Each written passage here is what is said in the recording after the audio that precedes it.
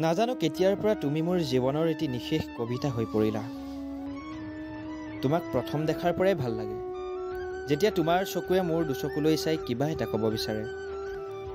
ভাল লাগে যেতিয়া তুমি মোক চিনিও নিচিনাৰ ভাও জোৰা।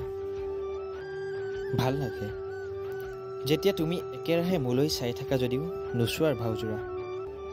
তুমি আহিলে সোণাৰুৰ দেশখনেওচোন অধিক সোণালী হৈ পৰে। তুমি দূৰত থাকিলে চকুৱে যিমান দূৰ সম্ভৱ তোমাক চাব বিচাৰে। আজিলৈ কত দিন যে পাৰ হ'ল, কত উজাগৰি নিশাৰ যে বিষাদ থমকি ৰ'ল।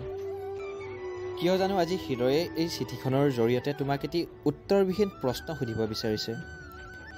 ৰচিবানে মোৰ সতে তুমিও এটি কাহিনী, যে কাহিনী আধৰুৱা হ'লেও পূৰ্ণ হৈ উঠিব আমাৰ প্ৰেম।